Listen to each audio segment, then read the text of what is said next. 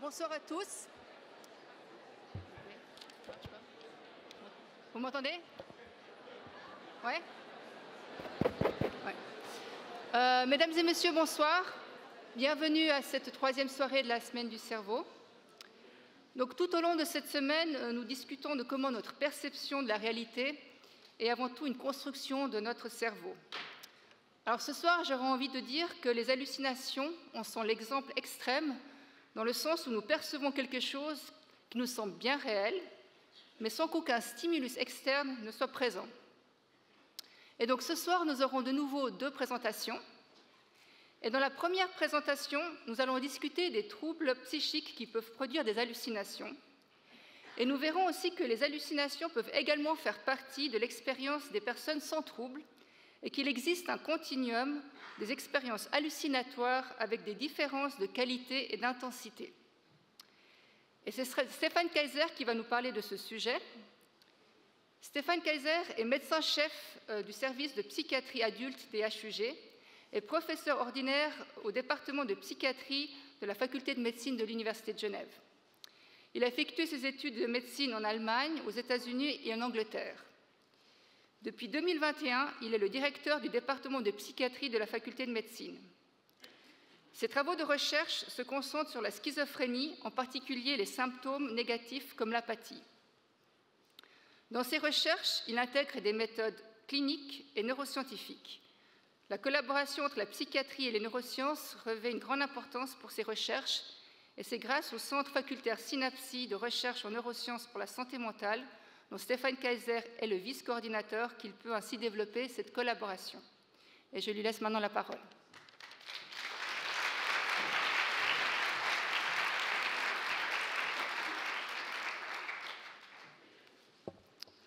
Un grand merci pour l'introduction. Merci d'être là, toutes et tous. C'est un grand plaisir pour moi de vous parler des hallucinations. Bien sûr, je vous donne tout d'abord une perspective psychiatrique, parce que je suis psychiatre, mais on va aussi parler des neurosciences et du cerveau. Et comme mon aspirine a déjà dit, on va parler des hallucinations chez nos patients, mais aussi dans la population générale. Mais je commence quand même avec un exemple clinique. C'est un exemple qui ressemble beaucoup à plein de patients que j'ai vus dans le passé. Donc on a un étudiant qui a 22 ans, qui vient, qui est en retraite sociale depuis environ une année, il a moins d'énergie, il vient rarement en cours, et depuis 6 mois, il entend des voix qui commentent tout ce qu'il fait. Et les commentaires sont presque toujours négatifs. Donc les voix peuvent dire « mais tu es nul, ça ne sert à rien, mais qu'est-ce que tu fabriques là ?» Et ça, toute la journée. Vous pouvez imaginer que c'est extrêmement désagréable et cause de souffrance pour ce jeune étudiant. Et là, ces derniers jours, les voix ont quand même commencé à le menacer, donc ça devient encore plus intrusif qu'avant. Et il a bien sûr réfléchi, mais d'où est-ce que viennent ces voix? Et lui, il pense que les voix viennent d'une association secrète qui le persécute. Donc là, on est dans un exemple clairement clinique, donc il a ces voix, il y a d'autres symptômes comme cette interprétation avec l'association secrète, ces causes de souffrance, il y a un impact sur la vie quotidienne, donc ça c'est très clinique et ça c'est mon point de départ en tant que psychiatre. La définition des hallucinations, on vous a déjà donné la définition, donc elle a des définitions assez classiques, mais qui décrivent déjà la même chose, et la définition simple, c'est l'hallucination est une perception sans objet. Si on prend l'exemple de notre étudiant, il entend des voix, même s'il n'y a personne dans la pièce, même s'il n'y a aucun son, aucun bruit, il va quand même entendre ces voix. Donc là, il y a la perception, c'est les voix, mais il n'y a pas d'objet de la perception. Si on veut catégoriser ça un peu avec les hallucinations, il faut intégrer les hallucinations dans les troubles de la perception. Je pense que ceux qui étaient déjà là pendant ces derniers jours ont déjà entendu pas mal parler de ça. Mais je vous donne un peu un aperçu psychiatrique. Donc, on a les troubles de la perception, il y a des troubles plutôt négatifs. Et négatif, ça veut dire qu'il y a une activité psychique qui diminue. Donc, dans une dépression, par exemple, un patient peut vous dire « moi, je vois moins bien les couleurs sont moins fortes », ou même, je ne vois pas de couleurs, je vois juste gris et blanc. Ce qui nous intéresse aujourd'hui, c'est plutôt des troubles de la perception positive. Donc, ça peut être des distorsions. Donc, il y a une cette table là-bas et je le vois plus grand ou plus petit qu'en réalité. Après, il peut y avoir des illusions, donc il y a quelque chose qui change dans une perception. Donc typiquement, je vois un tableau sur le mur qui est très abstrait, c'est juste des couleurs, mais je commence à voir un visage sur ce tableau. Donc le tableau est vraiment là, les couleurs sont là, mais il n'y a pas de visage, mais je vois quand même le visage. Et l'hallucination, là, il y a vraiment la perception, mais il n'y a pas l'objet de la perception. Il peut y avoir des hallucinations assez complexes, comme le voit qu'entend notre patient, mais il y a aussi des hallucinations plus simples. L'exemple classique, c'est on entend le téléphone sonner, mais le téléphone n'a pas sonné, ou l'alerte WhatsApp qu'il a, mais il n'y a pas d'alerte WhatsApp. Et ça, c'est quelque chose qui est assez répandu dans la population. Et même un terme anglais maintenant, c'est le phantom phone signals. Donc il y a pas mal de littérature. Et ce qui est assez inquiétant, c'est le plus prévalent chez les étudiants en médecine et surtout chez les médecins internes qui commencent à faire des gardes. Là, ils ont beaucoup de phantom phone signals. Donc ce n'est pas le focus aujourd'hui de la présentation. Donc, moi, je me concentre quand même un peu plus sur les hallucinations complexes, qui sont aussi plus souvent pathologiques. Ce qu'il faut aussi retenir, c'est que les hallucinations peuvent toucher tous nos sens. Là, on a l'exemple avec les hallucinations auditives, qui sont peut-être les plus fréquentes chez nos patients, mais il y a aussi des hallucinations visuelles, donc je vois quelque chose qui n'est pas là, mais il peut y avoir des hallucinations olfactives, gustatives, donc des odeurs, des goûts, et des hallucinations tactiles. Donc là, c'est la sensation comme s'il y avait des petites bêtes qui sont en dessous de la peau, ce qui est aussi un symptôme qui n'est pas si rare que ça. Donc, en principe, tous les sens peuvent être touchés. Si on se demande, mais dans quelle pathologie on observe des hallucinations, on a pratiquement toutes les pathologies qui touchent le cerveau peuvent à un moment donné générer des hallucinations. Si on regarde les troubles neurologiques, on a par exemple des démences, ça c'est une demi-cerveau d'un patient avec une maladie d'Alzheimer. Dans la maladie de Parkinson, déjà sans traitement, mais aussi là le traitement peut être cause des hallucinations. Et un autre aspect qui est encore plus prévalent, c'est les troubles sensoriels. Donc une surdité, surtout s'il est acquise, peut générer des hallucinations, et je vais revenir sur ce point après, quand on regardera les mécanismes neuroscientifiques. Dans les troubles psychiques, le plus connu, c'est dans la schizophrénie ou d'autres troubles psychotiques, où les hallucinations sont vraiment au cœur de la psychopathologie. Donc, l'exemple que je donnais au début, ça correspond le plus à un patient qui souffre d'une schizophrénie. Mais on peut aussi avoir des hallucinations dans des dépressions sévères, dans des états maniaques, et aussi dans d'autres troubles psychiques. On a longtemps pensé qu'il n'y a pas d'hallucination, mais aujourd'hui on sait que, par exemple, dans le contexte d'un trouble post-traumatique, il peut y avoir des hallucinations, dans le trouble de la personnalité également. Et généralement aujourd'hui, on considère plus que les hallucinations sont un signe de la sévérité du trouble, mais peut-être pas aussi spécifique que ça pour certaines pathologies. Mais nous sommes toutes et tous susceptibles de développer des hallucinations dans certaines situations. Et je vous donne juste une petite liste, et peut-être vous reconnaissez quelques éléments. Donc, à l'endormissement, au réveil, d'halluciner, ce n'est pas quelque chose de pathologique à la base. Bien sûr, ça peut aussi être très dominant et inquiétant. Là, il faut s'en occuper. Mais une certaine forme d'hallucination, à l'endormissement, au réveil, ce n'est pas en soi pathologique. Si on nous prive du sommeil pendant quelques jours, beaucoup d'entre nous qui vont commencer à halluciner, ça c'est aussi normal. La déprivation sensorielle, ce n'est pas forcément juste la surdité, mais dans des contextes où il y a vraiment très peu de stimuli externes, on peut aussi commencer à halluciner pour remplacer ce qui manque comme stimulation. Et bien sûr, et Gabriel Torrance va vous en parler après, on peut aussi consommer des substances hallucinogènes. On peut commencer à halluciner. Donc ce n'est pas quelque chose qui est anormal dans ces situations que j'ai mentionnées ici.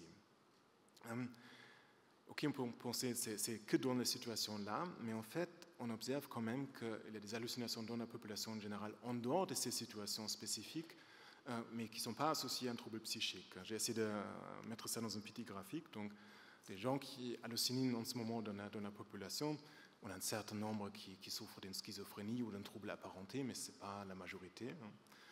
On a des personnes qui hallucinent dans le contexte d'un autre trouble psychique, mais il y a quand même un nombre assez conséquent de personnes, si on regarde les études, qui ont des hallucinations, mais qui n'ont pas vraiment les critères d'un trouble psychique. Je pense qu'il faut prendre ces chiffres un peu avec des pincettes. 15%, ça me semble un peu trop élevé, mais 7-8%, c'est probablement plutôt correct. Et bien sûr, pas toutes ces personnes sont malades. Donc, il y a des hallucinations sans troubles psychiques.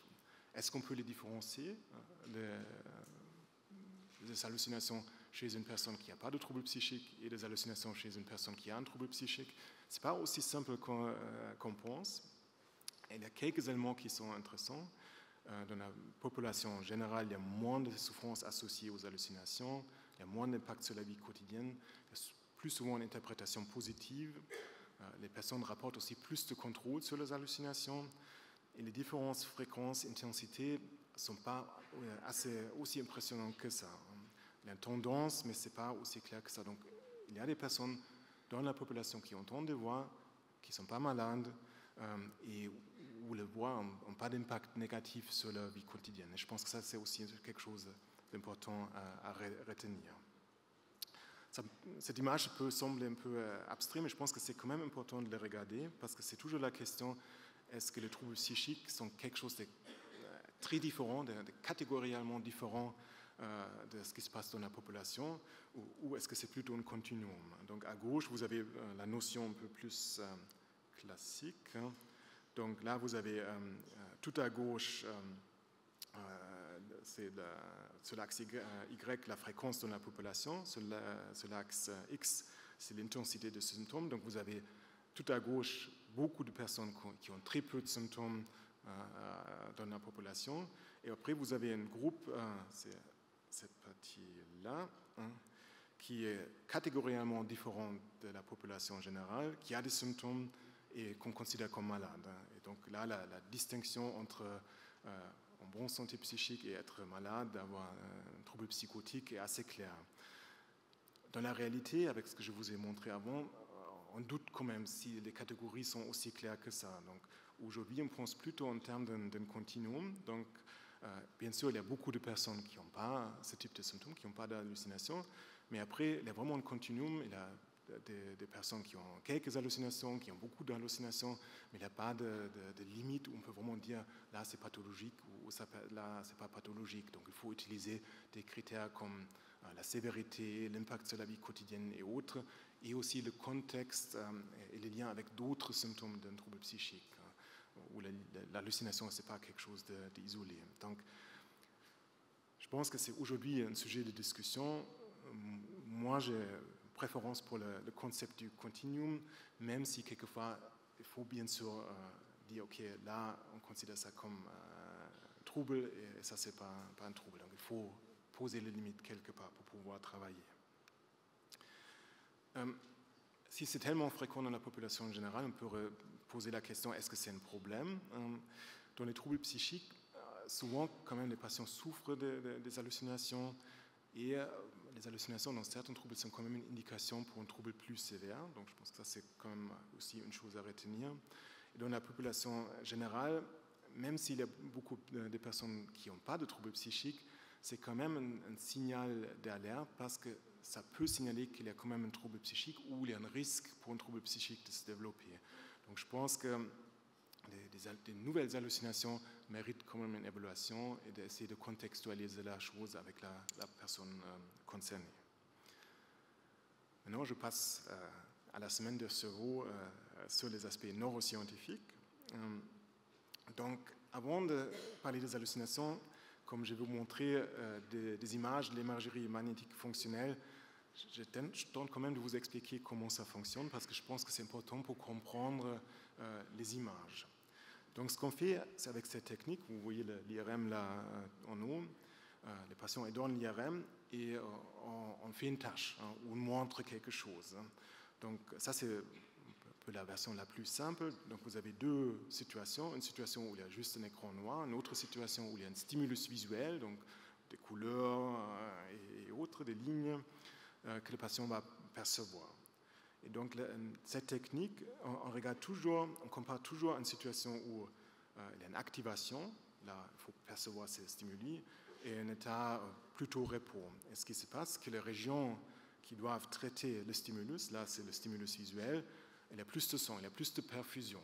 Et c'est ça qu'on peut à la fin détecter dans l'IRM. Donc ce n'est pas directement l'activité neuronale, mais c'est plus de perfusion dans certaines régions du cerveau. Et dans cet exemple, on va voir une activité assez claire dans les régions cérébrales qui sont responsables du traitement de l'information visuelle. Donc c'est le cortex visuel. Donc on fait la différence entre l'état activé et l'état en repos. Ce qui est assez intéressant dans les patients qui prennent des psychédéliques, dont on va parler après, on voit vraiment directement aussi une activation du cortex visuel qui est assez impressionnante. Maintenant, on s'occupe des hallucinations auditives. Comment est-ce qu'on fait ça? Donc là, il y a une approche qui est possible de dire, OK, on cherche des patients qui souhaitent participer à une telle étude, qui ont des hallucinations auditives plutôt fréquentes, et on mesure, on continue dans l'IRM, et on la demande, chaque fois que vous entendez la voix, vous appuyez sur le bouton et vous pressez le bouton jusqu'à ce que la voix s'arrête. Et comme ça, ça permet de faire la différence entre l'état avec hallucination et l'état sans hallucination. Il y a pas mal d'études qui ont utilisé une approche comme ça, ou assez similaire. Ça, c'est juste une étude assez classique. Et ce qu'on voit, qu'il y a des régions qui sont activées, qui sont normalement activées, soit si on doit comprendre du langage externe, ou si on doit produire du langage. Mais ils sont activés de manière spontanée parce qu'il y a quelques personnes qui parlent à la personne dans le scanner, et la personne dans le scanner ne doit rien produire. Donc ça, c'est plutôt des régions qui sont activées normalement dans la production du langage, plutôt à gauche normalement, là on a à gauche et à droite, et des régions plutôt pour le traitement des informations auditives complexes, ce qui inclut le langage. Donc, ces régions-là sont activées pendant les hallucinations. Cette image montre à peu près la même chose. Là, vous avez à gauche un résultat des régions qui sont activées quand un sujet perçoit d'un discours externe. Et à droite, c'est une image où une personne hallucine, un patient hallucine. Donc là aussi, des régions assez similaires qui sont activées. Donc c'est très bien. Donc pendant l'hallucination, on voit l'activation de ces régions. Mais est-ce que ça nous dit déjà quelle est la cause de cette hallucination? Parce que ça, c'est juste le corrélat neuronal, mais ce n'est pas encore un modèle. Comment s'est générée cette activité qui est là? Et l'idée qui est maintenant quand même sous-jacent à beaucoup de théories concernant les hallucinations, c'est l'idée qu'il y a toujours dans ces régions du langage, de l'audition, une activité spontanée dans le cerveau. Donc, il y a aussi des collègues qui disent que l'activité spontanée, c'est aussi qu'on parle un peu avec nous-mêmes, ce qui est aussi tout à fait normal, donc d'avoir une forme de discours intérieur, si vous voulez. Mais il y a aussi une activité spontanée qui n'est pas liée à un discours intérieur. Et l'idée, c'est que pour une raison ou une autre, chez ces patients-là, cette activité spontanée est amplifiée et augmentée, même si ça ne devrait pas être le cas. Donc là, il y a différents modèles pour ça. Le premier modèle, j'ai déjà parlé de surdité avant, c'est la déprivation sensorielle. Donc normalement, il y a ces régions en bas.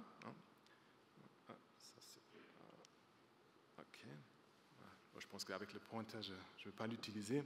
Donc, il y a cette activité spontanée, mais s'il y a des stimuli qui viennent de l'extérieur de manière assez régulière, on parle avec d'autres personnes, cette activité spontanée va être soit supprimée, soit l'activité qui est provoquée par les stimuli externes, si quelqu'un me parle, va être plus importante. Donc, ça, c'est la situation normale. Mais maintenant, si l'audition, par exemple, diminue, j'ai moins cet input de l'extérieur et donc l'activité spontanée n'a pas de contrepoids, si vous voulez, prend plus d'importance. Et ça, c'est aussi quelque chose qu'on observe, que les personnes qui ont une perte auditive sont beaucoup plus à risque de développer des hallucinations que les personnes où ce n'est pas le cas. Et c'est pour moi aussi un peu le même processus. Si on est enfermé en prison, s'il y a beaucoup moins de stimulation externe, que là aussi on a une déprivation sensorielle, mais c'est un autre mécanisme. Et ce que c'est aussi, si on met un appareil auditif qui fonctionne bien, les hallucinations vont diminuer. Donc ça c'est quand même une indication assez intéressante.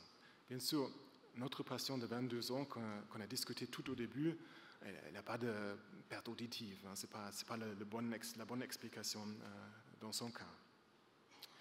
Après, il y a un autre mécanisme qui est beaucoup discuté et qui est lié au neurotransmetteur dopamine, qui joue un rôle pour beaucoup de fonctions dans le cerveau, mais un modèle considère que la dopamine est importante pour marquer des événements internes ou externes comme saillants. Donc ça peut être à l'extérieur, un feu rouge qui est marqué comme important, et il faut faire attention à ça. Mais ça concerne aussi des événements intérieurs. Hein. Donc une activité spontanée ou un discours interne peut tout d'un coup être tagué, ou une pensée qu'on a taguée comme super important.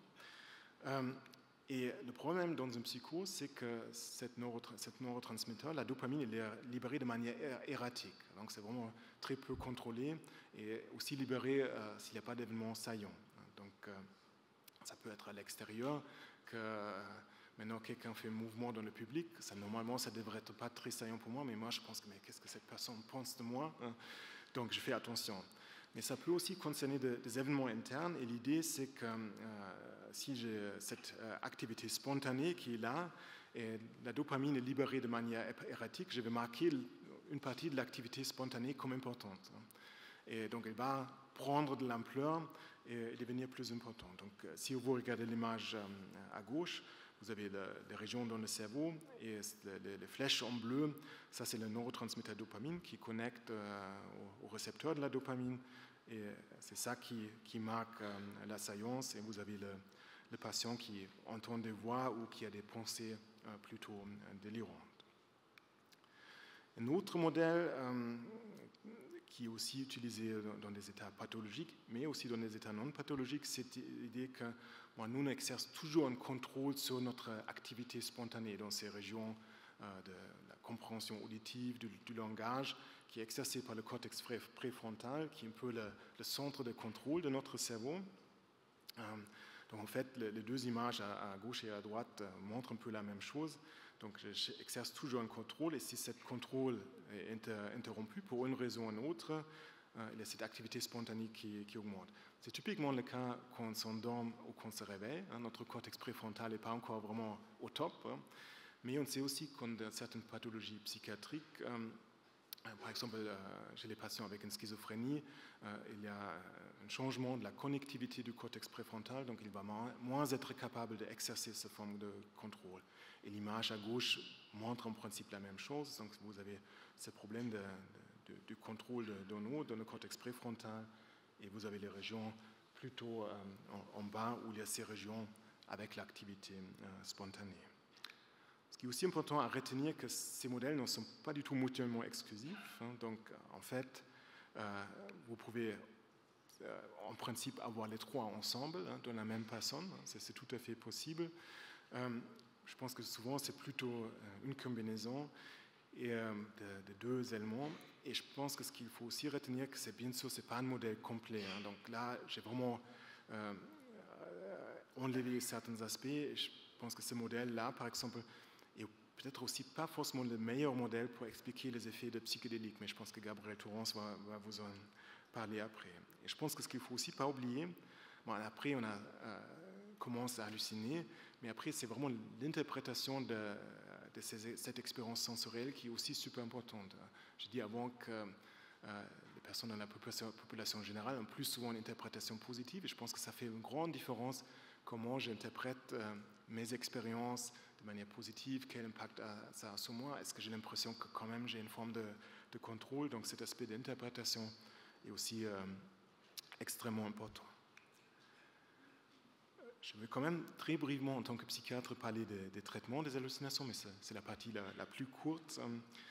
Donc le traitement le plus souvent utilisé sont toujours les antipsychotiques. Donc les antipsychotiques sont en fait des médicaments qui bloquent le récepteur de la dopamine. Donc là, vous avez l'état où il y a trop de dopamine qui est libérée de manière erratique. Et ce qu'on fait avec ces médicaments-là, on ne peut pas diminuer la dopamine où il y en a trop, mais on peut bloquer le récepteur, donc avec l'idée de réguler le signal du neurotransmetteur dopamine. Donc, et ça devient un ajustement de la science dans les régions concernées. Bien sûr, le problème avec tous ces médicaments, c'est que ça agit pas juste là où on veut que ça agisse, mais ça agit partout dans le cerveau. Donc, il y a aussi des effets secondaires avec ces médicaments. Mais c'est des médicaments qui sont quand même, pour beaucoup de patients, toujours des médicaments assez efficaces. Mais si on pense à ce que je dis avant, les patients où on a ce mécanisme avec la science et la dopamine, eux, ils vont répondre au traitement antipsychotique, mais les patients où il y a un autre mécanisme qui est primordial, ils ne vont pas avoir une réponse impressionnante avec cette médication. Donc, ce n'est pas la seule solution. Après, il y a d'autres traitements plutôt neurobiologiques. On peut utiliser la stimulation magnétique transcrânienne. Donc, là, il y a un champ magnétique qui est appliqué de l'extérieur, donc c'est non-invasif, qui après crée un courant dans le cerveau. Et là, pour les hallucinations, l'idée, c'est de viser directement ces régions avec une activité spontanée qui est augmentée et de réduire cette activité ou la normaliser. Bien sûr, c'est aussi pas quelque chose de super précis, ce champ magnétique, on arrive de mieux en mieux à le cibler, mais ce n'est pas non plus un traitement qui est facile à appliquer. Et si on veut le faire correctement, c'est vraiment assez complexe. Il faut faire des IRM avant pour bien cibler le champ magnétique. Donc c'est en principe un traitement qui est vraiment réservé aux patients qui sont résistants à d'autres formes de traitement. Mais je pense que c'est une piste intéressante et on vise aussi à pouvoir proposer ça ici à Genève, ce qui n'est pas actuellement aujourd'hui le cas, mais ça sera le cas bientôt. On a beaucoup parlé du cerveau et des traitements biologiques. Je veux quand même mentionner la psychothérapie. Il y a quelques points centraux à retenir. Donc, il y a des modèles de thérapie cognitivo-comportementale qui se sont de plus en plus développés et qui ont beaucoup bénéficié de cette idée qu'il y a un continuum entre dans la population générale, ce qui a vraiment aidé de normaliser cette expérience, de déstigmatiser cette expérience. Et le travail est beaucoup centré sur l'appréciation des hallucinations, sur le contrôle. Donc, c'est cette partie interprétation que j'ai montrée dans l'image avec les modèles. Quels sont les résultats? Donc, les effets sur la fréquence et l'intensité des hallucinations sont plutôt limités. Par contre, il y a des effets clairement positifs sur la souffrance associée aux hallucinations et l'impact des hallucinations sur la vie quotidienne. Et avec cette notion positive, je veux terminer. Je vous remercie beaucoup de votre attention.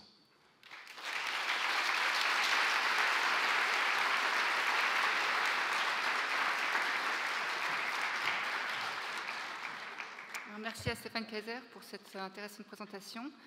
Donc maintenant, nous allons parler des substances psychédéliques et voir qu'elles peuvent apporter un certain bénéfice. Alors vous allez me dire, ceux qui prennent ces substances pour le plaisir, ils en tirent aussi un bénéfice. Mais là, il s'agit d'un autre type de bénéfice. On va voir qu'elles peuvent être une aide dans le domaine de la santé mentale. Donc la recherche sur les psychédéliques connaît un regain d'intérêt en psychiatrie.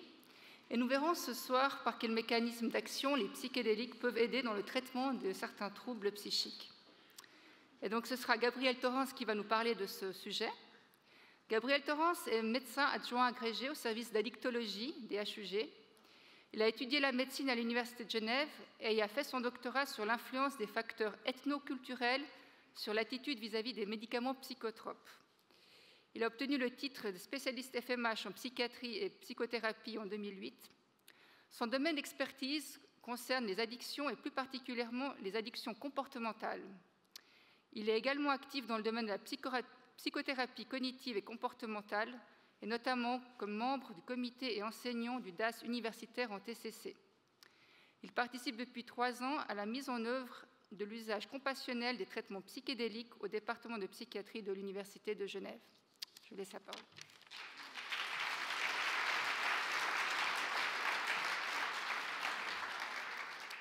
Voilà, bonjour tout le monde. Il y a vraiment tout le monde qui est là ce soir. Merci pour l'invitation. J'ai grand plaisir à parler de ce sujet.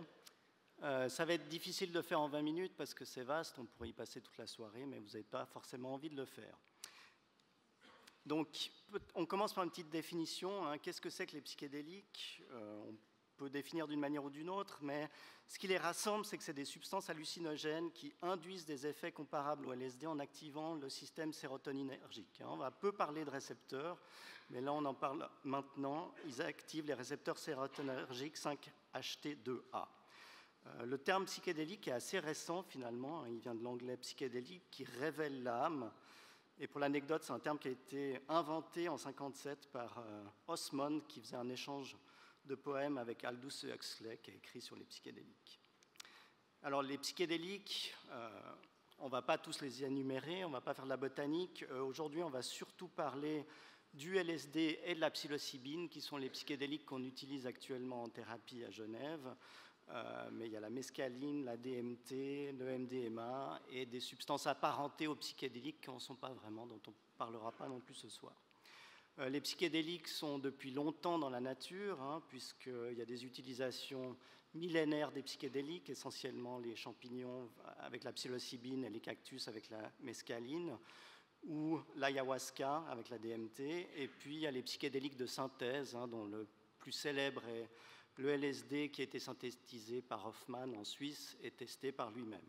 Là, si vous regardez un peu sur la droite, on en discutera aussi, c'est le développement des psychédéliques et des molécules associées avec un avenir assez prometteur sur la possibilité de faire des médicaments de dérivés de ces psychédéliques. Alors, avant de dire ce que c'est, il faut aussi dire qu'est-ce que ne sont pas les psychédéliques. Et là, il y a souvent une grande confusion. Les psychédéliques ne sont pas addictogènes, dans l'idée qu'ils n'entraînent pas de dépendance physique ou psychique. Alors pourquoi est-ce qu'ils ne sont pas addictogènes? C'est parce qu'effectivement, ils n'agissent pas sur les récepteurs dopaminergiques et sur le centre du renforcement. Qu'est-ce que c'est qu'une substance addictogène? Très résumé, c'est une substance, on en veut plus tout de suite. Une fois qu'on l'a pris, si on est addict, on peut le regretter et on ne peut plus s'en passer. Ça peut être une substance ou un comportement, les jeux, l'alcool, la cocaïne, qui ont tous comme dénominateur commun d'agir sur le centre de renforcement via la dopamine. Si on regarde ce que c'est que les psychédéliques, on verra d'autres définitions, mais ça apporte une expérience autre. On en retire une expérience significative, mais généralement on n'en veut pas plus tout de suite, et on est content de l'avoir fait. De prendre des psychédéliques, c'est un peu comme si on venait de gravir l'Everest, qu'on venait de finir tout Zola ou qu'on a fini un examen. Ceux qui ont fini tout Zola peuvent venir me voir après. Alors, est-ce que les psychédéliques sont dangereux? Analogie bancale, mais ils sont dangereux comme les pastèques. Pourquoi? Parce que si on utilise mal les pastèques et qu'on les renverse sur la route, ça peut être très dangereux. A priori, si on les utilise dans un contexte plutôt normal, la dangerosité est moindre. Ce qui est sûr au niveau de la dangerosité des psychédéliques, donc oui, si mal utilisés, c'est que s'ils sont dangereux, ce n'est pas à cause de leur toxicité. Et là, on sait que la toxicité, dans le sens d'une dose létale, mortelle, est très élevée par rapport aux doses thérapeutiques. Et on voit par exemple que pour le LSD, une dose létale, c'est 14 mg, ce qui peut vous paraître très peu, réalise 100 mg, mais en fait c'est énorme par rapport à ce qu'on prend en thérapie ou en usage récréatif, qui est 200 microgrammes. Donc la dose létale, c'est 800 à 1600 fois la dose thérapeutique, juste par rappel que contrairement aux opiacés où la dose létale n'est pas beaucoup plus élevée que la dose thérapeutique et qui entraîne des cas de décès par overdose massive aux États-Unis. Un triste rappel, il y a eu 75 000 morts d'overdose par opiacés en 2021. Par contre, dans la littérature, il n'y a pas ou peu de descriptions d'overdose par LSD, et les gens qui ont pris des doses massives s'en sont sortis avec un traitement conservateur. La dose létale de la psilocybine n'est pas connue. A priori, il faudrait manger son pois en champignons, ce qui est un peu compliqué. Voilà. Je vais dire plutôt que la dangerosité n'est pas due à la toxicité, mais au mésusage. On peut l'appeler bad trip, mais on peut aussi l'appeler usage dans un mauvais contexte. Alors, quelles seraient les formes de mésusage? Alors, c'est déjà aussi les mélanges, parce que là, on parle de l'utilisation, mais il est clair que si vous mélangez ça avec d'autres drogues, avec d'autres toxiques, ce qui peut être le cas, il est clair aussi que si vous avez un dosage inconnu et que vous n'avez pas l'habitude, vous êtes à risque. Et puis, surtout, c'est qui va le prendre et dans quelles circonstances. Il est clair que les individus fragiles, et on pourra faire le lien avec les gens qui souffrent de psychose, qui a priori ne devraient pas prendre de psychédéliques, il faut encore en discuter.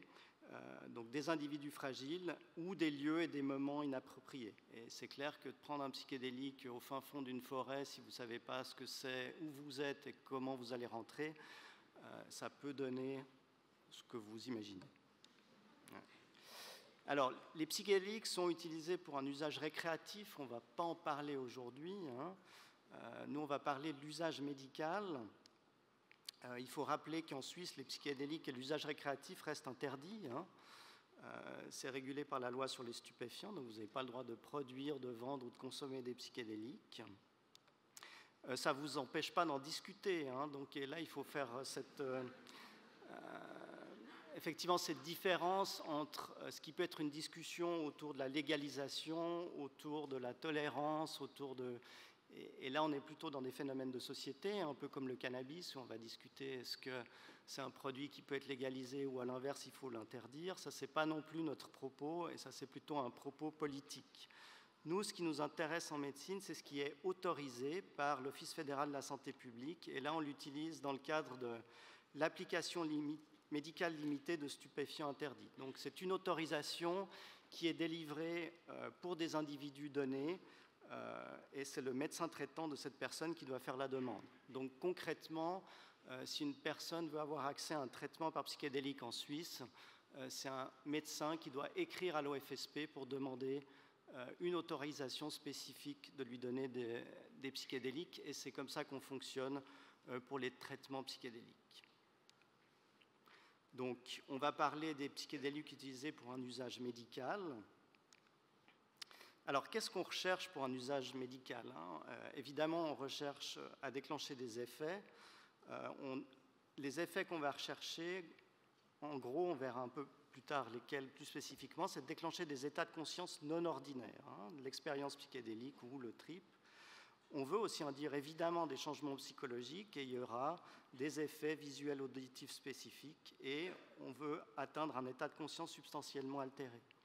Si on regarde un peu plus spécifiquement quels sont les effets déclenchés par les psychédéliques, là vous avez un spectre d'effets pour des sujets sains qui prennent du LSD, et vous voyez que le spectre est large avec des changements de perception, alors des hallucinations qui peuvent être simples, vision de formes géométriques ou plus complexes. Ce qui est beaucoup décrit, c'est les synesthésies, c'est ressentir un mélange de sensations devant un seul stimuli.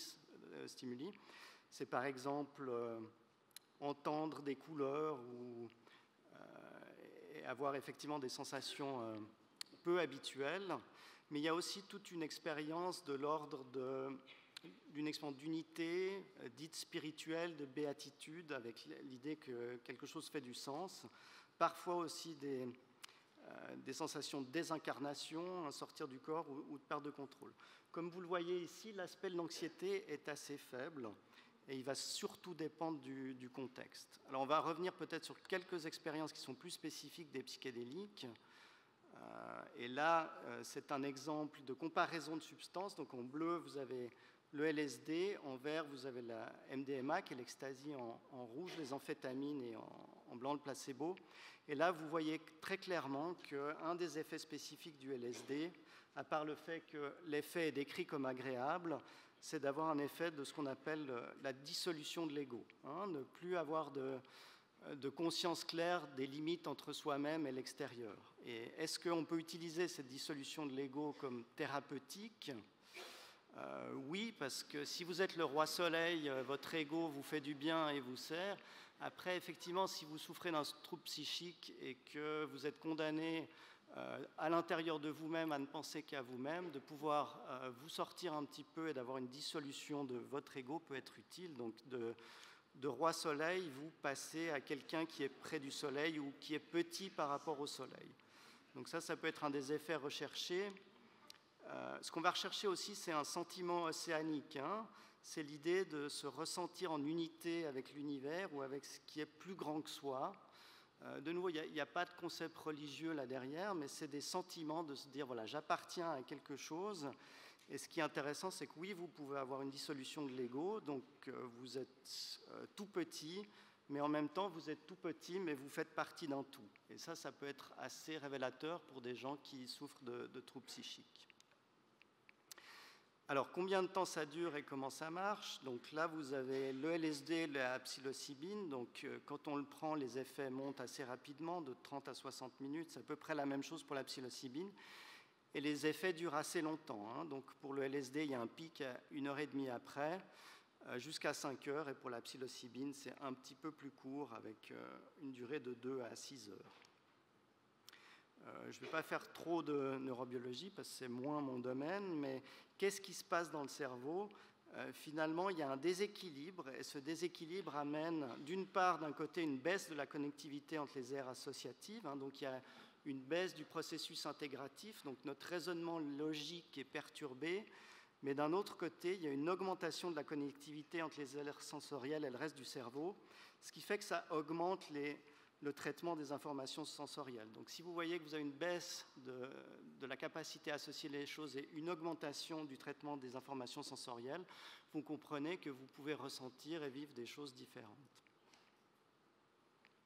Alors ça, c'est une image qu'on aime bien, mais ça montre, c'est une image schématique, hein, des connexions qu'il y a dans un cerveau au repos, à l'état normal et sous psilocybine, et on voit que sous psilocybine à droite, il y a une perturbation de l'organisation normale du cerveau, mais il y a l'émergence de connexions fonctionnelles fortes à longue portée qui ne sont pas présentes dans un état normal. Donc il y a vraiment, je vais faire de nouveau une analogie un peu bancale, mais on est un peu dans la plomberie et il y a certains tuyaux qui se créent ou certains tuyaux qui se débouchent, et certains tuyaux qui restent. Donc on peut imaginer que ça aussi, ça peut être utile dans la thérapie. Alors, pour qui est-ce qu'on va donner des psychédéliques? L'indication actuelle, la dépression, l'anxiété-dépression liée aux diagnostics vitaux, l'addiction. Ce qu'il faut savoir, c'est que les indications sont en augmentation. Actuellement, c'est plutôt des cas sévères, hein, et l'OFSP nous demande que les personnes qui puissent bénéficier d'un traitement compassionnel aient déjà eu tous les traitements conventionnels. Donc généralement, c'est des cas résistants qui ont déjà passé par des traitements conventionnels, traitements médicamenteux, antidépresseurs et psychothérapie. Alors la question de savoir est-ce que ça marche, alors c'est en cours d'étude évidemment, il y a de plus en plus d'études autour des psychédéliques. Je ne vais pas vous montrer toutes les études, juste là, si vous allez regarder sur les études en cours, sur le site des études américaines, actuellement, et ça j'ai fait ça il y a une semaine, il doit y en avoir plus, il y a 118 études en cours rien que sur la psilocybine et 144 sur le LSD. Donc ces substances vont être testées pour tous les troubles psychiques dans toutes les circonstances on peut imaginer. Là, on est assez sûr qu'il y a des effets probants. On pourrait montrer d'autres études, mais je vous en montre deux sur la dépression. Donc là, c'est une comparaison de psilocybine en dose unique versus antidépresseurs. C'est des études qui sont difficiles à faire, surtout pour l'idée de faire une étude comparée à placebo, parce que forcément, si vous avez un effet psychédélique, vous allez assez rapidement savoir si vous prenez le médicament ou si vous avez le placebo. Mais c'est effectivement pas anodin, et le fait d'avoir un effet psychédélique fait partie de la thérapie et de ce que les gens attendent. Donc effectivement, il y a un effet d'attente fort, hein, avec des gens qui, s'ils savent qu'ils ont le psychédélique et pas le placebo, seront entre guillemets contents, mais il y a quand même une efficacité versus les citalopram. Là, les gens ne savaient pas si tout le monde prenait des pilules pendant 3 semaines et avait des séances de psychédélique, et les gens ne savaient pas s'ils avaient l'antidépresseur ou la psilocybine. Là aussi, une autre étude autour de la dépression qui montre qu'une dose unique de psilocybine, alors soit une dose thérapeutique psychédélique à 25 mg, soit une dose plus faible à 10 mg. Là, on voit assez clairement qu'avec une dose thérapeutique, il y a une diminution dans les scores de dépression assez marqués. Alors, en pratique, nous, qu'est-ce qu'on fait? Donc, en Suisse, on doit faire ce fameux rapport à l'OFSP. Et puis, la thérapie psychédélique s'inscrit dans un continuum psychothérapeutique, hein. Contrairement à une prise solitaire, il y a un accompagnement. Et là, je montre ça parce que la séance d'administration est importante, mais ce qui est presque plus important, c'est ce qui se passe avant et après. Ce qui se passe avant, c'est de préparer la personne à cette séance, c'est de savoir qu'est-ce qu'elle va attendre, dans quel état psychologique elle est, comment ça va se passer. Ensuite, une fois que la personne est préparée avec son psychothérapeute, il y a une séance d'administration où là, la personne va vivre une expérience psychédélique. Il n'y aura pas de psychothérapie durant cette séance, mais la personne est dans une pièce, généralement avec de la musique, et va vivre son expérience psychédélique. Et le lendemain, il y a ce qu'on appelle une séance d'intégration, qui est une séance psychothérapeutique avec la personne, où elle va revisiter avec son thérapeute ce qui s'est passé. Et par la suite, on peut consolider ces séances ou faire de nouvelles séances. On ne sait pas encore combien de séances et à quel rythme. Ça, il faudra des études sur le plus long terme pour définir ça. L'OFSP nous autorise à traiter les personnes 3 fois par année, donc c'est un peu notre façon de fonctionner pour le moment. Alors, pourquoi la psychothérapie est si importante? Parce que, comme on l'a dit, c'est ce qu'on va vivre durant la séance. La séance ne va pas forcément être agréable, hein. Ça peut être aussi des séances intenses avec des émotions négatives ou douloureuses, mais c'est l'idée de transformer un éventuel bad trip dans une expérience challenging, hein. Donc c'est que la personne ait une expérience significative, qui puisse la nommer, qui puisse en parler. Ce qui est très important, c'est le set, hein, dans quel état d'esprit est le patient, et aussi le setting, dans quel environnement vous allez faire la séance. Pour ceux qui sont un peu plus familiers avec les psychédéliques, c'est un débat qui est ouvert. Je vous pose un petit quiz, hein. Si vous deviez prendre des psychédéliques, vous préféreriez avoir 7 environnements. Non, vous êtes plutôt Ikea, donc vous aimeriez ça. Non, ce qui vous intéresse, c'est plutôt la nature, donc vous voulez aller en forêt. Ou alors vous êtes plutôt anxieux et vous avez besoin de machines qui font bip, hein.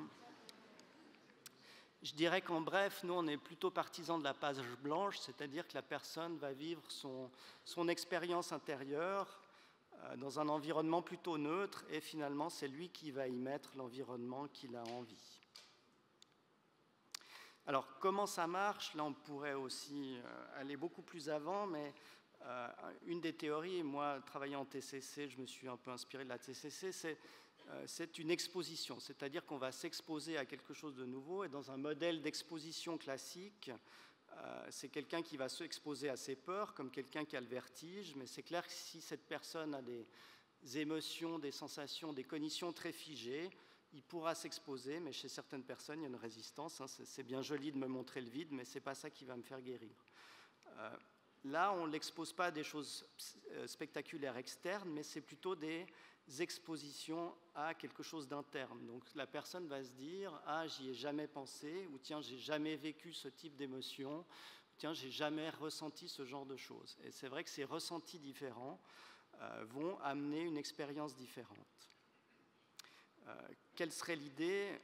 Par exemple, voilà, ça peut symboliser la peur, hein. J'ai peur des oiseaux, mais ça peut être la dépression, les ruminations. Généralement, la plupart des traitements psychiatriques actuellement, qui sont les anxiolytiques ou les antidépresseurs, ont plutôt tendance à diminuer les symptômes, hein. Donc votre peur va diminuer, mais quelque part, elle va rester la même. Dans les psychédéliques, idéalement, ce qu'on aimerait, c'est que cette peur, elle ne soit pas diminuée, mais qu'elle soit vraiment transformée, hein. C'est-à-dire que la personne ait une perception différente, qui est peut-être plus intense, mais qui vraiment n'est pas la même. Donc là, un des grands principes de la TCC, c'est l'effet de violation de l'attente, hein. C'est de se dire que je m'attends à quelque chose, et en fait, je reçois quelque chose de complètement différent. Voilà, donc on arrive déjà à la fin. Quelqu'un sait ce que c'est, ça? Alors, c'est du glutamate. Alors, pourquoi je vous montre du glutamate? C'est parce que les psychédéliques pourraient être vus comme une forme d'exaltateur ou d'exhausteur de goût de la psychothérapie, hein. Comme on l'a vu, ça dépend de qui va le prendre et dans quel contexte. Et un exhausteur de goût, ça peut soit rendre les goûts mauvais encore plus mauvais, mais là, l'idée, c'est plutôt l'inverse, hein. C'est un processus psychothérapeutique qui bute, c'est de pouvoir exhauster la qualité de cette psychothérapie, des sentiments, de ce que va ressentir la personne, pour pouvoir rebondir et aller de l'avant. Et puis là, vous pourrez aller voir, ça c'est les indications sur notre site pour les personnes qui peuvent participer. Et puis, j'avais encore un slide, mais elle est sur l'autre présentation.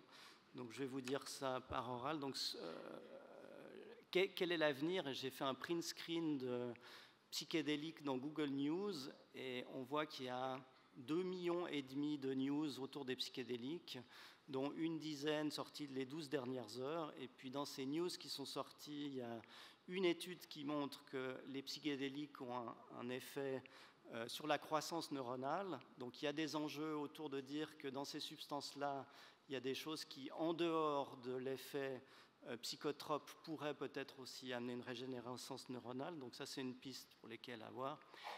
Il y a le Times, je crois, qui parle du renouveau de la thérapie de couple par ecstasy, hein, parce que si on met... Et c'est sérieux, il va y avoir beaucoup d'études là autour, de dire que vous vous comprenez mieux entre conjoints sous ecstasy. Et voilà, je pourrais encore parler des heures, mais je vous remercie beaucoup.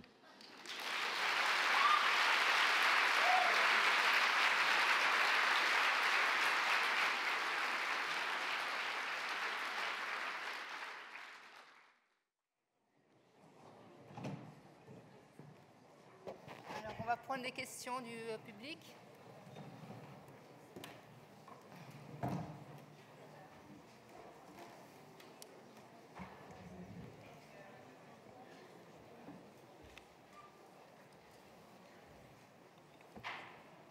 Alors, il y a des questions, oui. Alors, je pense qu'il y aura beaucoup de questions. Les micros. Alors, devant, en tout cas, il y a des questions là devant. Là-haut aussi. Oui, ici devant et là, oui.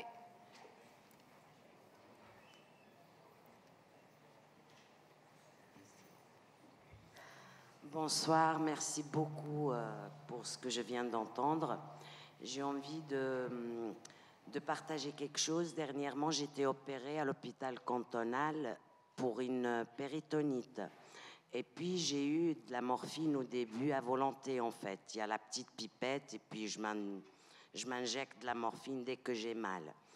Et j'ai vécu des hallucinations. Par contre, c'était des schémas de ma vie qui me fait penser aux hallucinogènes, par contre. C'est que j'ai les yeux ouverts sous morphine, mais je voyais toute ma vie depuis petite. Et je peux vous assurer, c'était pas rose du tout, hein, ce que j'ai vécu enfant. Donc, et bizarrement, quand je suis sortie de l'hôpital, et après quelques mois, il y a à peu près 3 mois depuis que je suis sortie de l'hôpital, j'ai remarqué un changement dans mon comportement, sachant que je suis dépressive depuis 40 ans et je prends des antidépresseurs. Donc voilà, je voulais savoir qu'est-ce qu'il en pense, un de ces médecins. Merci.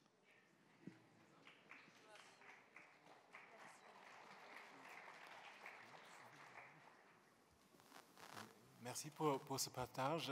Je pense que cette expérience, elle n'est pas si rare que ça, parce que c'est des situations où on a une opération, on nous donne la morphine, où notre contrôle, ce que notre cerveau fait spontanément, est bien sûr diminué. Et je pense que ces expériences-là, après, peuvent aussi déclencher, comme vous le décrivez, des changements après. Et je pense que si on fait la comparaison avec le psychédélique, mais Gabriel va me corriger, là, la différence, c'est que c'est accompagné. Donc, je pense que ça, c'est vraiment l'élément important. Et je pense que vous étiez dans une situation où il y avait certes une équipe autour, mais ce n'était pas un accompagnement forcément psychothérapeutique autour de cette expérience. Je suis d'accord. Par rapport à la différence entre les hallucinations qui sont ressenties spontanément et puis celles qui sont générées par les psychotropes, est-ce que sont de même genre, ou est-ce qu'on voit quand même des différences? Je pense qu'on voit des différences, mais comme on l'a vu, les gens réagissent de manière individuelle. Donc je pense qu'une hallucination est aussi une perception propre à chaque individu. Et si on peut effectivement avoir des mesures objectives, après, ce sera toujours ce que la personne va nous relater. Après, je pense qu'une des différences fondamentales, c'est que des hallucinations induites par des produits sont de l'ordre lié au produit avec une durée, une intensité contrôlée, alors que des hallucinations, dans un cadre plutôt d'une pathologie psychiatrique, peuvent survenir sur le long terme de manière inattendue. Donc je pense qu'il y a aussi ces différences, mais il y a d'autres différences. Je pense que si on regarde au niveau neurobiologique, les mécanismes ne sont quand même pas tout à fait exactement les mêmes. Donc, Gabriel a parlé de la sérotonine qui est très important pour les hallucinations liées à des psychédéliques. C'est probablement moins le facteur le plus important dans les hallucinations dans le contexte d'une schizophrénie, par exemple, où le neurotransmetteur dopamine jouera un rôle beaucoup plus important. Donc, on ne sait pas encore exactement, il y a probablement aussi un continuum entre les deux, mais je pense que les mécanismes aussi, ce n'est pas juste la phénoménologie, mais aussi les mécanismes qui ne sont pas tout à fait les mêmes. Ok, merci. Une question ici, oui. Bonjour, merci pour votre conférence. J'aurais voulu savoir concernant les paralysies du sommeil, de quelle façon elles viennent, enfin, je ne sais pas si elles concernent le domaine des hallucinations, et de savoir en fait comment faire pour les contrôler et également aussi pour aller vers la diminution de ces dernières. C'est une très bonne question et dans ces états, il peut y avoir des hallucinations, mais je dois avouer, je ne suis pas expert dans le traitement de la paralysie du sommeil, donc je n'ose pas vous répondre parce que je ne suis pas sûr de pouvoir vous donner la bonne réponse. Moi non plus. Alors, oui, une question ici, puis après, madame ici. Bonsoir. Madame ici, tout devant. Allez-y, oui, allez-y, excuse-moi. Du coup, j'avais une question. Je ne sais pas si ça rejoint la paralysie ou pas, mais du coup, si on s'entend genre crier avant de dormir, mais qu'on sait qu'on ne crie pas, genre c'est juste on s'entend crier, est-ce que c'est une hallucination ou pas? Disons, si vous l'entendez vraiment comme un cri venant de l'extérieur, il n'a pas de cri, je dirais que c'est une hallucination, mais ça c'est une hallucination typiquement qui est normale, hein, que beaucoup d'entre nous vont en avoir à un moment à un autre. Donc c'est une hallucination, mais vous avez quand même ce qu'on appelle insight dans la nature hallucinatoire de l'expérience, mais à mon avis c'est toujours une hallucination. Oui, madame ici. Alors, merci beaucoup pour la conférence. Dans le cadre de mes études d'anthropologie, je m'intéresse sur la consommation de champignons, plutôt d'ordre récréatif, ici en Suisse, notamment quand c'est cueilli par les gens, parce que je trouve ça très intéressant. Bref, et je voulais savoir si on pouvait avoir accès à votre thèse, lire votre thèse.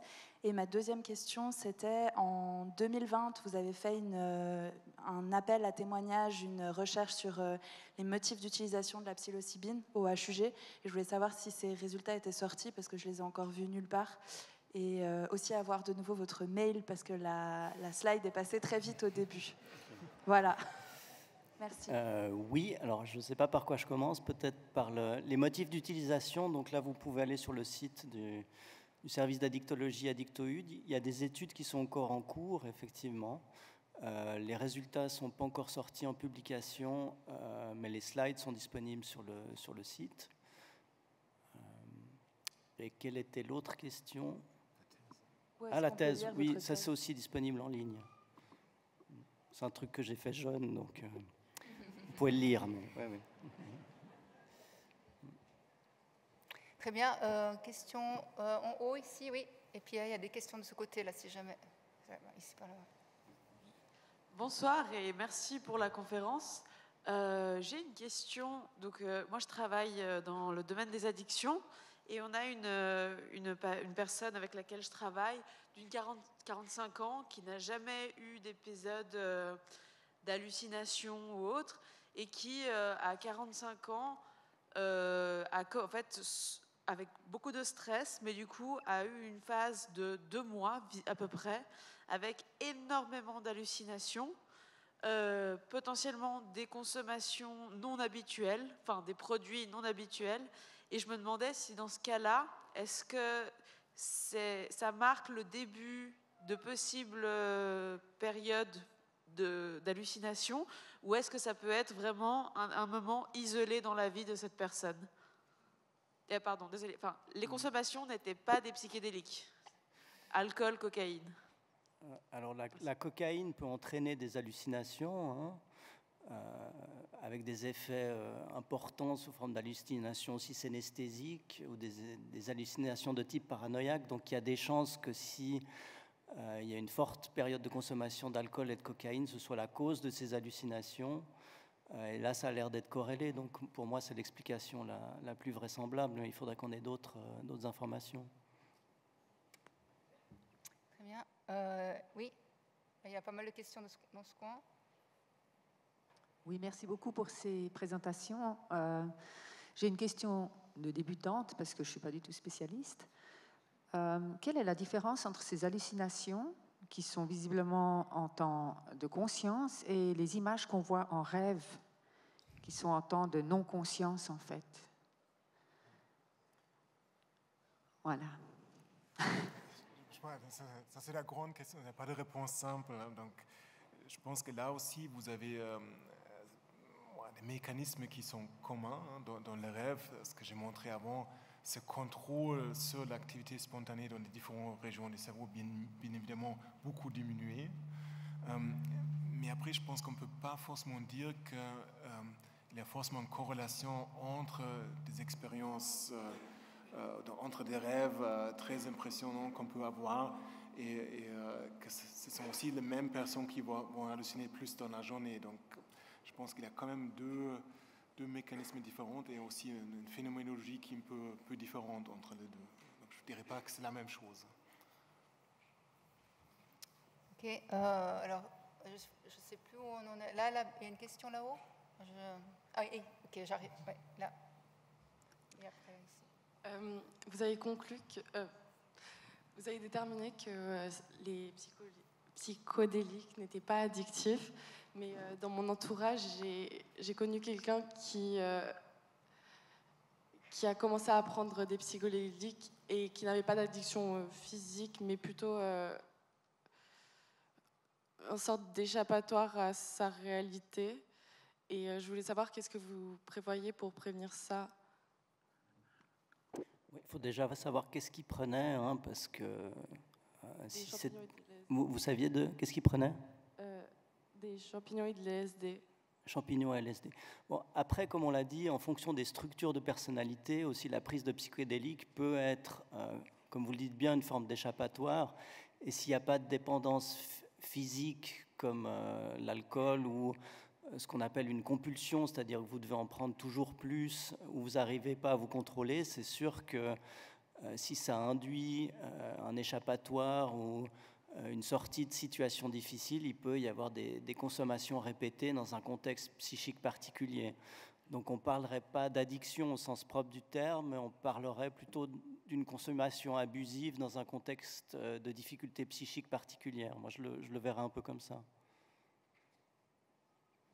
Ok, par ici. Oui, monsieur. Là, il y a devant aussi, oui. Bonjour, je voulais vous demander du point de vue plutôt neurobiologique, comment vous arrivez à placer les thérapies de LSD par rapport aux trans chamaniques qui sont obtenues sans ayahuasca, sans DMT, les retraites faites par les religieux, les thérapies par le silence. Toutes ces thérapies ont des effets aussi très activatrices de l'ensemble du cerveau. Et où est-ce que vous placez l'avantage des traitements par des psychédéliques par rapport à ces thérapies qui sont aussi assez très puissantes? Il est clair que ces thérapies font partie de moyens pour changer ses perceptions, pour avoir d'autres perceptions. Je dirais que ces thérapies demandent un certain effort ou un certain engagement. Et c'est clair que pour des gens qui sont dans des situations psychiques difficiles comme une dépression résistante, ça va demander beaucoup d'investissement, de se projeter dans telle et telle thérapie. Donc là, il y a un effet qui est effectivement neurobiologique que la personne va ressentir et il n'a pas besoin de faire une préparation très importante. Donc ça pourrait être une des différences. Après, il est clair que c'est une substance, alors que la méditation, il n'y a pas de substance propre qui est donnée à la personne. Donc voilà, ça pourrait être une des différences, mais il y en a d'autres, évidemment. Ok, alors, est-ce qu'il y a une question vers là-haut? Oui, là-haut, et puis après on prendra monsieur, puis après encore une question en bas. Oui. Bonjour, merci. Là-haut. Oui, oui. Juste là. Allez-y, oui. L'écoute ne me voit pas. Merci beaucoup pour la présentation. J'aurais une question justement, rebondir sur la méditation, la mindfulness par exemple. Quels effets attendirez-vous par rapport au LSD dans un traitements thérapeutiques, par exemple, combinés, des effets additifs, multiplicatifs, soustractifs, et puis ensuite l'impact du LSD sur la créativité. Merci. Mais comme on l'a vu, il y a le set et le setting, et je pense que l'état d'esprit de la personne et ce qui lui correspond va s'intégrer dans un traitement. Et si la personne répond au mindfulness et y trouve son compte, effectivement, peut-être qu'une expérience psychédélique va pouvoir renforcer cette expérience ou la modifier. Donc, je pense que chez certaines personnes, ça peut se potentialiser. Chez d'autres, ça ne va pas forcément faire d'effet, mais en tout cas, ça peut être, l'un peut être mis avec l'autre. Et puis, la deuxième question, c'est sur la créativité. Je ne pense pas que les psychédéliques vont changer quelqu'un qui n'a aucune créativité et tout d'un coup le rendre Rembrandt.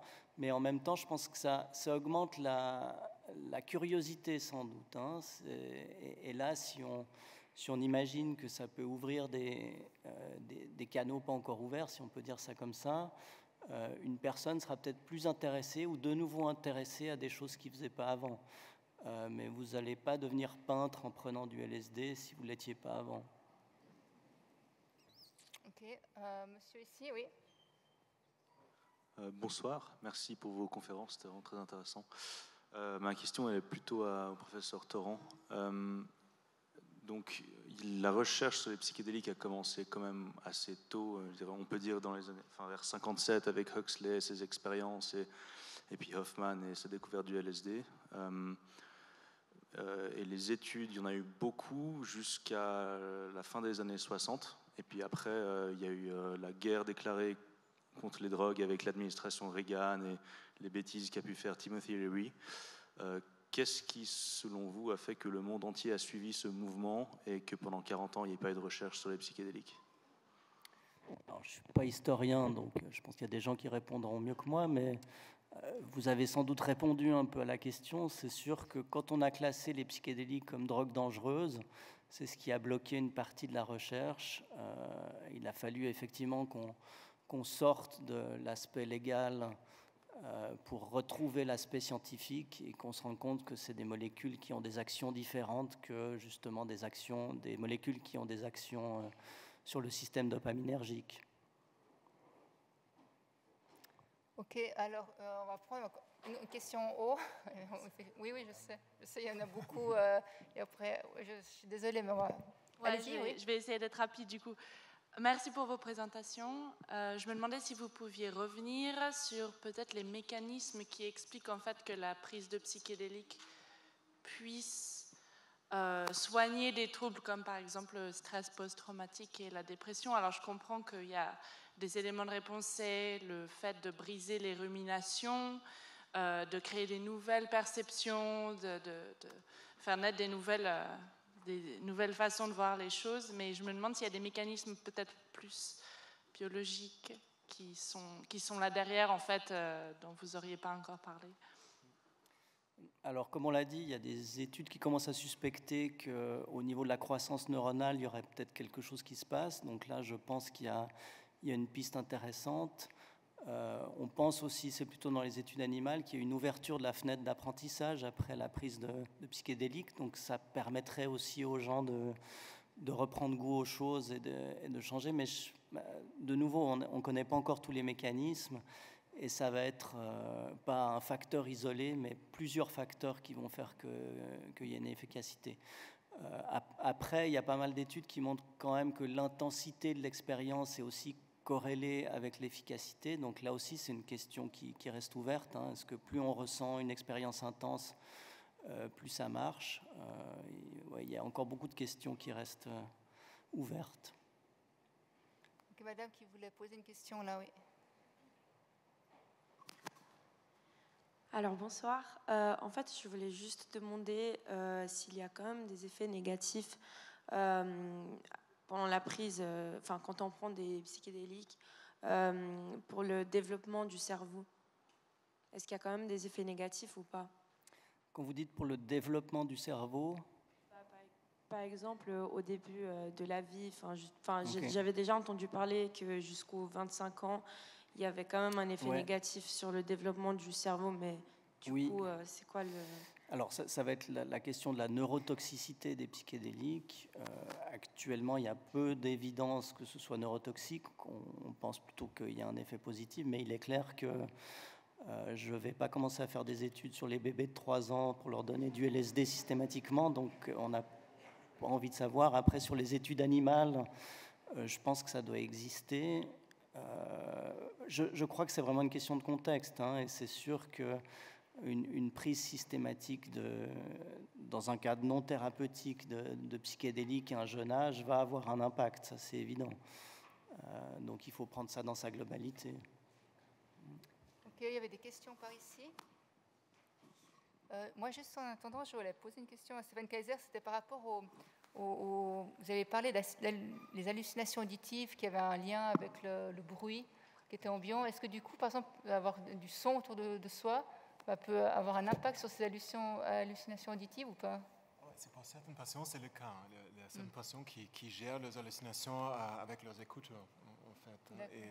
Et la musique qu'ils écoutent va diminuer l'intensité de l'hallucination parce qu'il y a un peu une compétition entre les stimulus externes, la musique et l'hallucination, mais ça ne marche pas toujours. Il y a aussi des patients qui disent « je peux mettre ce que je veux comme bruit autour de moi ». Les hallucinations vont juste commencer à parler plus fort avec moi. Donc il y a vraiment les deux, mais pour pas mal de personnes, ça fonctionne. Ok, donc il y a une sorte de compétition entre les deux. Ouais. D'accord. Alors, oui, le micro est... alors, madame, voilà.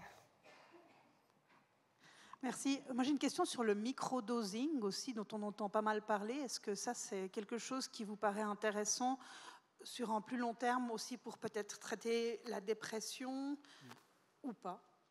Alors oui, c'est intéressant, il y a des études en cours. C'est vrai que le mécanisme d'action du microdosing serait un peu différent. Et là, on tablerait plutôt sur l'effet de croissance neuronale, parce que dans le microdosing, le but, c'est qu'il n'y ait pas d'expérience psychédélique, hein, que la personne ne ressente pas les effets ou très très peu. Donc il y a des études en cours et on verra ce que ça donne, effectivement. Alors, il y a beaucoup de questions de ce côté, donc on va prendre ici. Oui. Bonjour, merci beaucoup pour vos 2 présentations très intéressantes. J'avais une question pour revenir par rapport à ce qu'on a entendu hier sur l'épilepsie.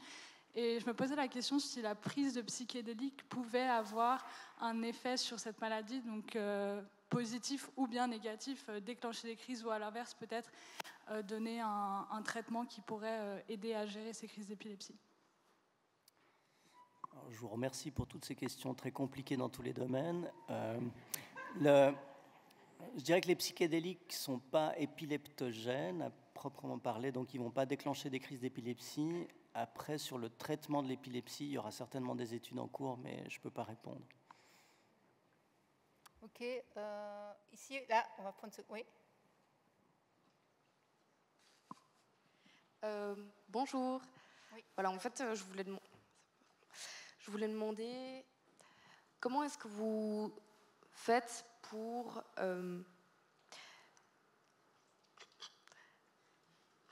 Pardon, j'ai pas l'habitude de prendre la parole en public. En fait, j'avais une question et j'ai un peu oublié.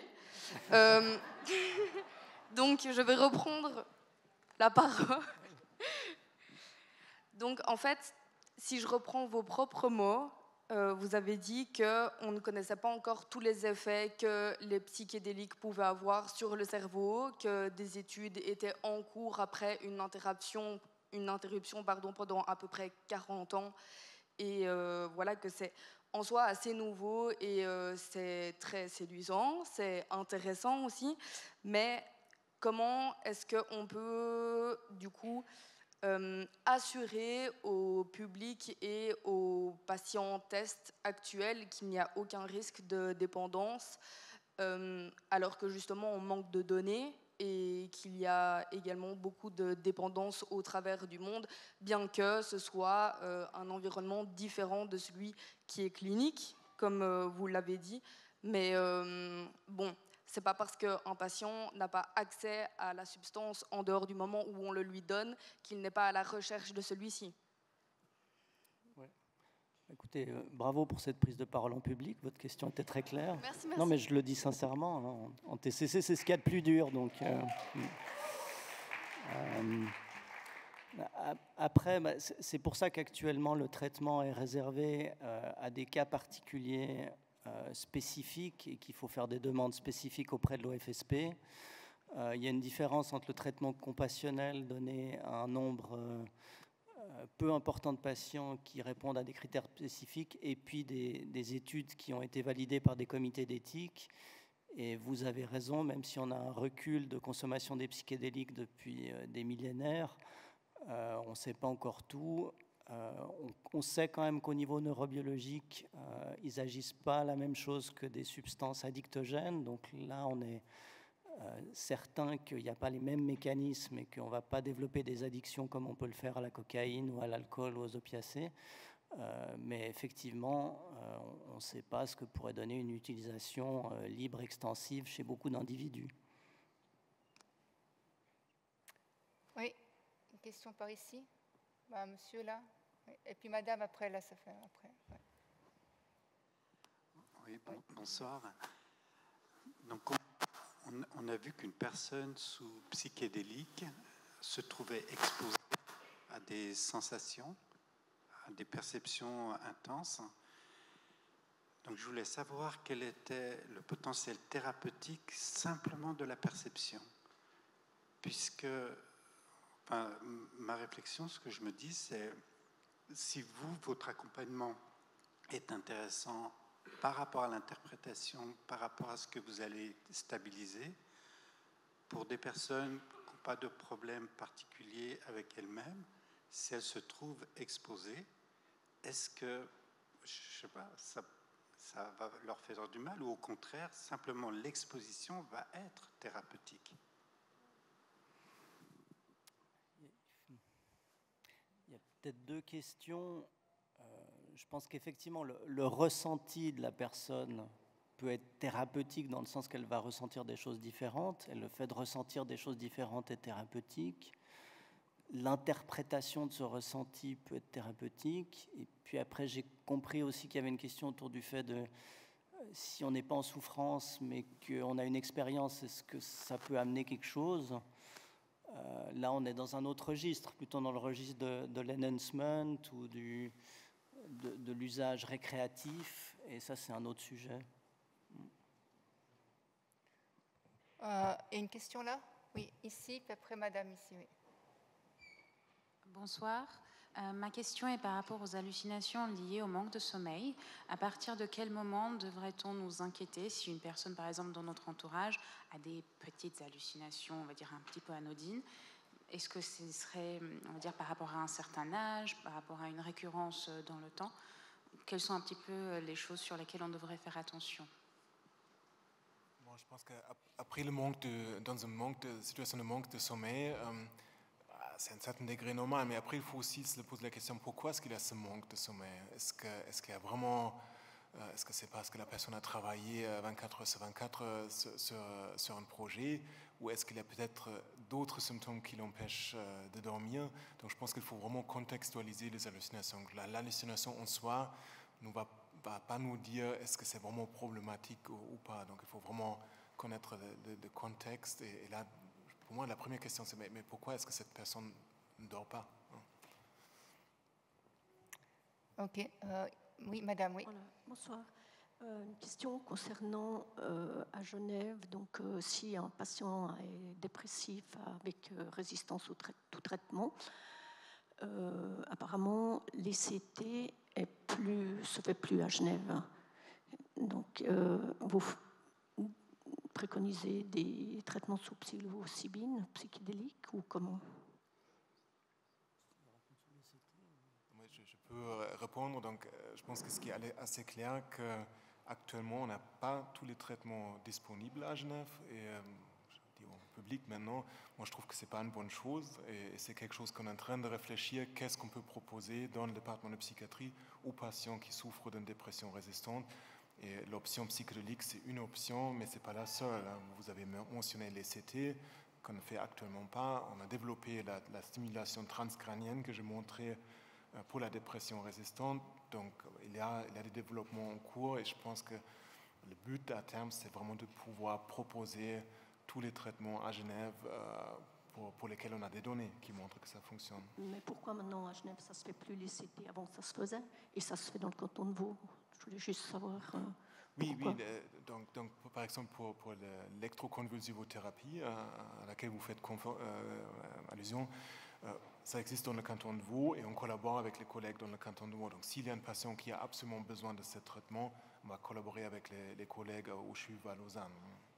D'accord, mais et puis là, au niveau de la neuroplasticité, est-ce que les études, parce que les CT donc, augmenteraient la neuroplasticité, puis les psychédéliques aussi, donc il y a des études qui... Enfin, c'est une question. Si une étude qui est faite, une est plus, l'augmente plus facilement, on a meilleurs résultats ou comment? Donc c'est vrai que pour les deux traitements, ou même les trois, si on exclut la stimulation transcrânienne, on a des données qui montrent qu'il y a une augmentation de la neuroplasticité, mais je ne pense pas qu'on est à un niveau de connaissance, on peut dire que la neuroplasticité change de manière particulière avec une intervention ou une autre. Je pense que ça, c'est quelque chose où on n'a pas encore les informations. Donc, pour un patient, c'est mieux la psilocybine, il y a moins d'effets secondaires que les CT. Je vous propose peut-être, vous venez discuter après. On va encore prendre une dernière question. Peut-être...